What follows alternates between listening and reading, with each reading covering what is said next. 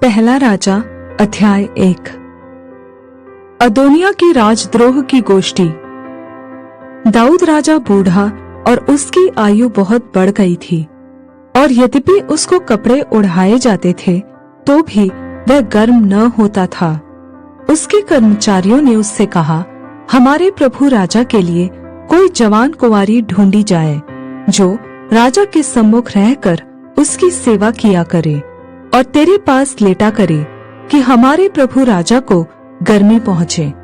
तब उन्होंने समस्त इज़राइली देश में सुंदर कुंवारी ढूंढते ढूंढते अबीशग नामक एक शूनेमिन कन्या को पाया और राजा के पास ले आए।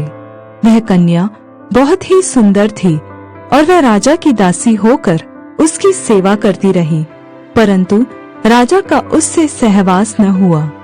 तब हग्गीत का पुत्र अदोनिया सिर ऊंचा करके कहने लगा, मैं राजा बनूंगा। सो उसने रथ और सवार और अपने आगे आगे दौड़ने को 50 अंगरक्षकों को रख लिए। उसके पिता ने तो जन्म से लेकर उसे कभी यह कहकर उदास न किया था, तूने ऐसा क्यों किया। वह बहुत रूपवान था और अबशालोम के बाद उसका जन्म हुआ था। उसने सरूया के पुत्र योआब से और एब्यातार याजक से बातचीत की, और उन्होंने उसके पीछे होकर उसकी सहायता की। परंतु सादोक याजक, यहोयादा का पुत्र बनाया, नातान नबी, शिमी, रेई और दाऊद के शूरवीरों ने अदोनिया का साथ न दिया।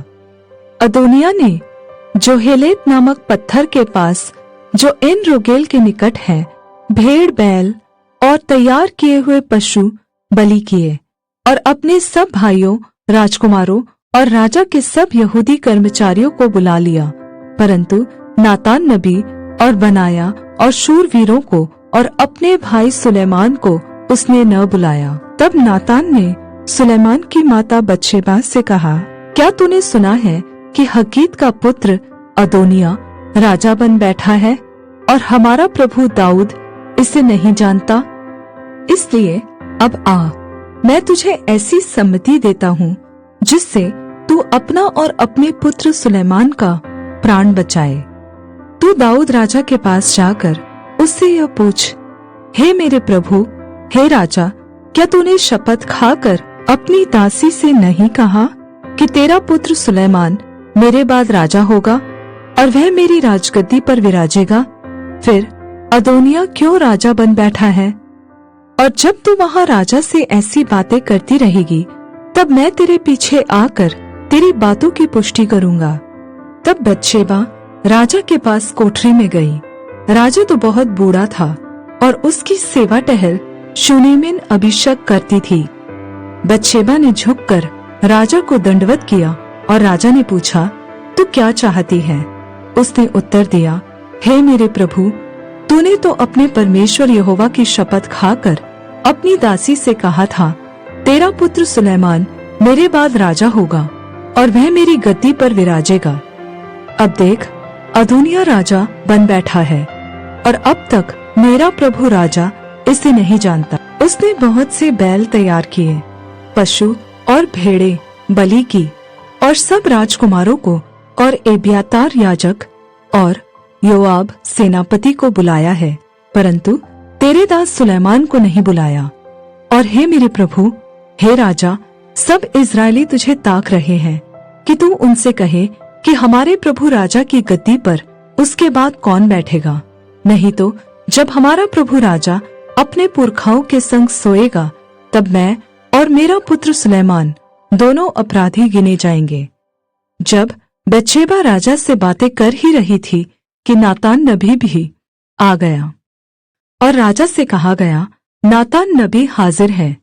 तब वह राजा के सम्मुख आया और मुंह के बल गिरकर राजा को दंडवत की।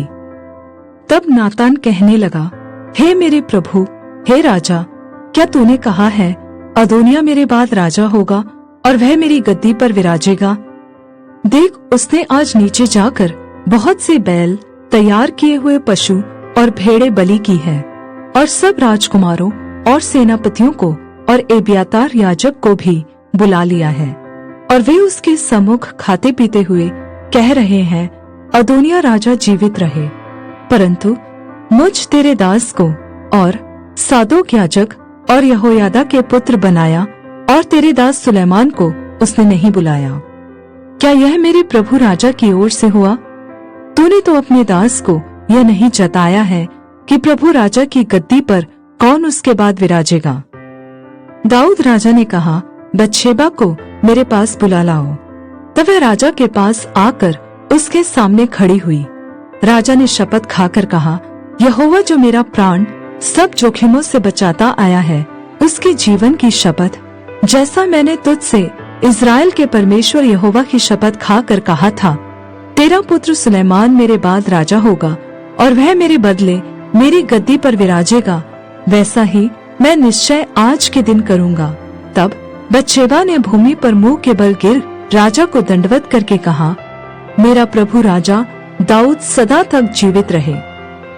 तब दाऊद राजा ने कहा, मेरे पास सादोक याजक, नातान नबी, यहोयादा के पुत्र बनाया को बुला लाओ। अतः वे राजा के सामने आए। राजा ने उनसे कहा, अपने प्रभु के कर्मचारियों को साथ लेकर मेरे पुत्र सुलैमान को मेरे निज खच्चर पर चढ़ाओ और गीहोन को ले जाओ और वहां सादोक याजक और नातान नबी इज़राइल का राजा होने को उसका अभिषेक करे। तब तुम सब नरसिंगा फूंक कर कहना, राजा सुलैमान जीवित रहे, और तुम उसके पीछे पीछे इधर आना और वह आकर मेरे सिंहासन पर विराजे, क्योंकि मेरे बदले में वही राजा होगा और उसी को मैंने इज़राइल और यहूदा का प्रधान होने को ठहराया है। तब यहोयादा के पुत्र बनाया ने कहा, आमीन। मेरे प्रभु राजा का परमेश्वर यहोवा भी ऐसा ही कहे। जिस रीति यहोवा मेरे प्रभु राजा के संग रहा, उसी रीति वह सुलैमान के भी संग रहे और उसका राज्य मेरे प्रभु दाऊद राजा के राज्य से भी अधिक बढ़ाए। तब सादोक याजक और नातान नबी और यहोयादा का पुत्र बनाया और करेतियों और पलेतियों को संग लिए हुए नीचे गए और सुलैमान को राजा दाऊद के खच्चर पर चढ़ाकर गीहोन को ले चले। तब सादोक याजक ने यहोवा के तंबू में से तेल भरा हुआ सींग निकाला और सुलैमान का राज्याभिषेक किया और वे नरसिंगे फूंकने लगे और सब लोग बोल उठे, राजा सुलैमान जीवित रहे। तब सब लोग उसके पीछे पीछे बांसुरी बजाते और इतना बड़ा आनंद करते हुए ऊपर गए कि उनकी ध्वनि से पृथ्वी डोल उठी। जब अदोनिया और उसके सब अतिथि खा चुके थे, तब यह ध्वनि उनको सुनाई पड़ी। योआब ने नरसिंगे का शब्द सुनकर पूछा, नगर में हलचल और चिल्लाहट का शब्द क्यों हो रहा है? वह यह कहता ही था कि एब्यातार याजक का पुत्र योनातान आया और अदोनिया ने उससे कहा, भीतर आ, तू तो भला मनुष्य है और भला समाचार भी लाया होगा। योनातान ने अदोनिया से कहा, सचमुच हमारे प्रभु राजा दाऊद ने सुलैमान को राजा बना दिया और राजा ने सादोक याजक, नातान नबी और यहोयादा के पुत्र बनाया और करेतियों और पलेतियों को उसके संग भेज दिया और उन्होंने उसको राजा के खच्चर पर चढ़ाया है। और सादोक याजक और नातान नबी ने गीहोन में उसका राज्याभिषेक किया है और वे वहां से ऐसा आनंद करते हुए ऊपर गए हैं कि नगर में हलचल मच गई और जो शब्द तुमको सुनाई पड़ रहा है वही है। सुलैमान राजगद्दी पर विराज भी रहा है। फिर राजा के कर्मचारी हमारे प्रभु दाऊद राजा को यह कहकर धन्य कहने आए, तेरा परमेश्वर सुलैमान का नाम तेरे नाम से भी महान करे और उसका राज्य तेरे राज्य से भी अधिक बढ़ाए। और राजा ने अपने पलंग पर दंडवत की। फिर राजा ने यह भी कहा, इज़राइल का परमेश्वर यहोवा धन्य है, जिसने आज मेरे देखते एक को मेरी गद्दी पर विराजमान किया है। तब जितने अतिथि अदोनिया के संग थे, वे सब थरथरा उठे और उठकर अपना अपना मार्ग लिया। और अदोनिया सुलैमान से डर कर उठा और जाकर वेदी के सींगों को पकड़ लिया। तब सुलैमान को यह समाचार मिला, अदोनिया सुलेमान राजा से ऐसा डर गया है कि उसने वेदी के सींगों को यह कहकर पकड़ लिया है, आज राजा सुलेमान शपथ खाए कि अपने दास को तलवार से न मार डालेगा। सुलेमान ने कहा, यदि वह भलमनसी दिखाए तो उसका एक बाल भी भूमि पर गिरने न पाएगा, परंतु यदि उसमें दुष्टता पाई जाए तो वह मारा जाएगा। तब राजा सुलेमान ने लोगों को भेज दिया जो उसको वेदी के पास से उतार ले आए। तब उसने आकर राजा सुलेमान को दंडवत की और सुलेमान ने उससे कहा, अपने घर चला जा।